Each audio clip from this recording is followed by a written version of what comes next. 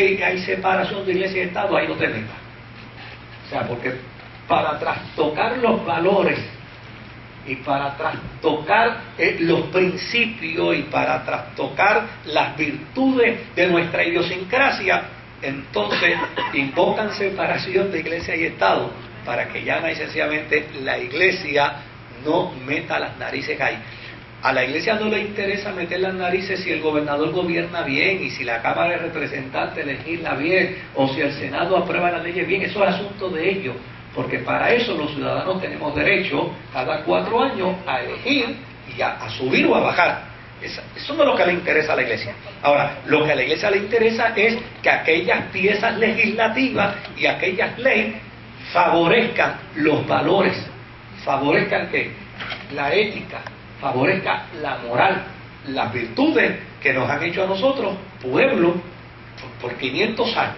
Y ahora 2 o 3 individuos quieren subvertir ese orden y destruirlo y tirarlo por la borda, gritando. Claro, ellos se pueden meter con su inmoralidad dentro del Estado, pero no pueden permitir que la iglesia emita opinión sobre la inmoralidad de ellos. Y yo creo que esto es un asunto que en alguna medida a todos nosotros nos concierne. Y tal vez usted dirá, bueno, pero ¿y por qué usted no suena mucho en eso? Pues porque hay algunos estilos de algunos que están promoviendo esos que a mí no me gustan.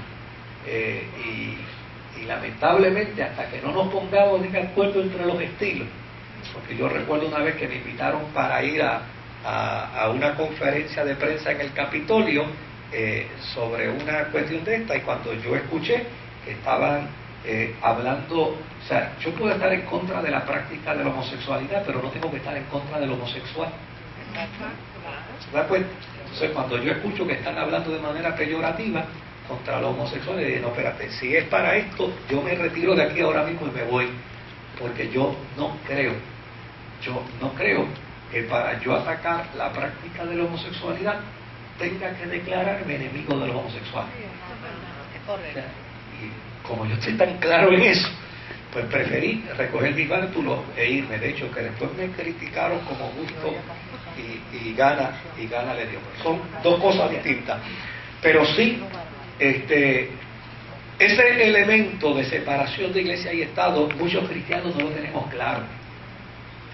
Y le creemos los cuentos a los políticos. Dicen, no hay separación de iglesia y Estado. Mire, yo hubiera querido ser un religioso prominente en los Estados Unidos cuando el 9/11. Porque cuando el 9/11, usted sabe que en Estados Unidos se prohíbe la oración en las iglesias, ¿verdad? Pero cuando, en las escuelas, perdón, en las escuelas. Pero cuando le tumbaron las torres, oró hasta el diablo en las escuelas. Ese día todo el mundo oró, ¿eh? O sea, había que orar. Sí.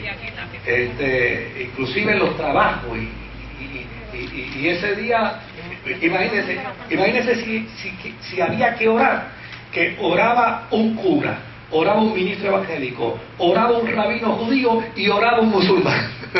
O sea, la oración la daban por partida cuádruple. Se les olvidó la ley. Tan pronto volvieron de nuevo al orden, empezaron con la misma majadería. Cuando la iglesia no está postulando el que haya una oración evangélica o que haya una oración católica o que haya una oración musulmana, mire, 4 conceptos religiosos, 5 conceptos religiosos pueden ponerse de acuerdo en el camino. ¿Sabe para qué? Para simplemente enseñar valores, para enseñar moralidad, para enseñar ética, para enseñar principios cristianos. O para enseñar principios, no tienen que ser cristianos. Porque los que estudiamos aquí el budismo, descubrimos que dentro del budismo hay principios y hay valores hermosos. ¿Y verdad? ¿Se acuerdan? Y los que estudiamos el hinduismo, descubrimos que había valores y principios extraordinarios. ¿Verdad? Entonces, pues no necesitamos desarrollar un elemento cristiano, ¿no? Ahora, fíjense lo interesante. Lo interesante es que una señora en los Estados Unidos que era una escéptica lleva un caso ante los tribunales para prohibir la oración dentro de las escuelas. Y aquellos fueron tan bobos que se lo creyeron. Y desde luego, como llegó el caso de oración cristiana, y donde se hacía oración era solamente cristiana, pero los cristianos fueron tan tontos que en vez de juntarse los cristianos con los musulmanes, y en vez de juntarse los musulmanes, cristianos y judíos, y en vez de juntarse todos, decir, no, si nosotros no vamos a hacer una oración cristiana, nosotros vamos a invocar principios y valores dentro de la escuela. Correcto. Y le hubieran comido los dulces. Claro. Hoy en día, ¿sabe quién está llevando este caso en los Estados Unidos? El hijo de la señora. El hijo de la señora, de esta señora que ganó ese caso en los tribunales, es el que precisamente ahora le está pidiendo a las cortes de los Estados Unidos que reconsideren la decisión de ese caso, porque él es cristiano. Y él entiende y cree que...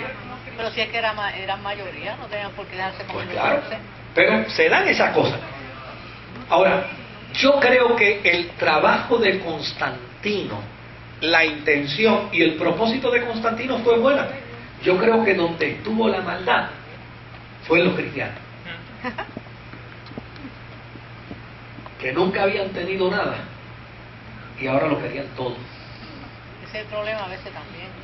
¿Cuándo es que se va formando la iglesia en la contra? ¿No? Vamos a ir llegando ahí. Todavía no ha llegado. Ya vamos a ir llegando ahí. No ha llegado a Roma. Hasta ahora. Ahora, ¿qué sucedió en el segundo siglo con los cristianos? Hay unos documentos que se conocen como las actas de los mártires.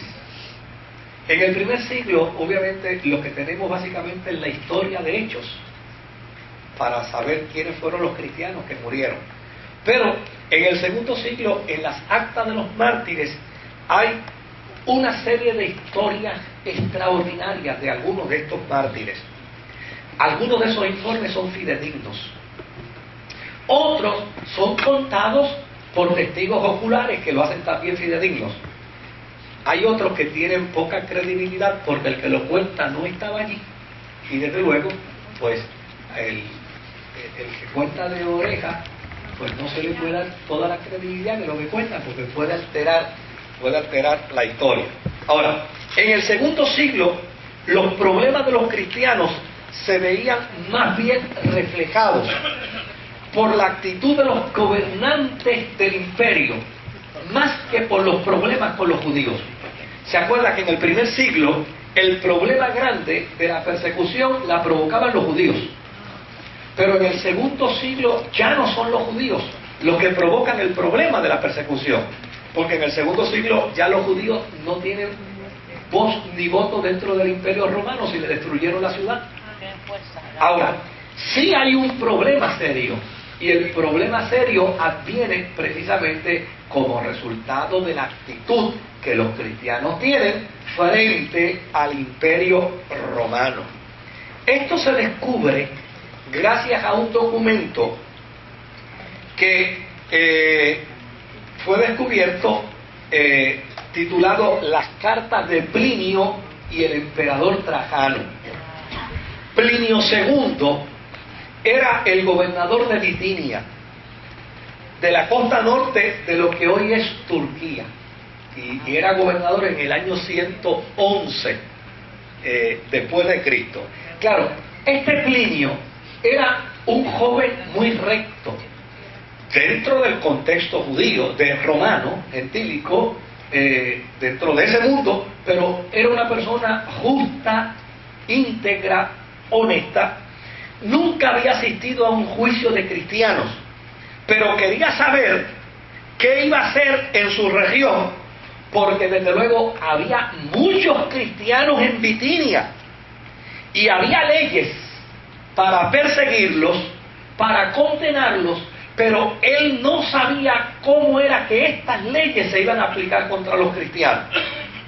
Desde luego, en la carta que Plinio le escribe al emperador Trajano, se sabe que había muchos cristianos, porque le dice él al emperador: las carnes que se venden en honor del emperador no son compradas, porque los cristianos no la comen.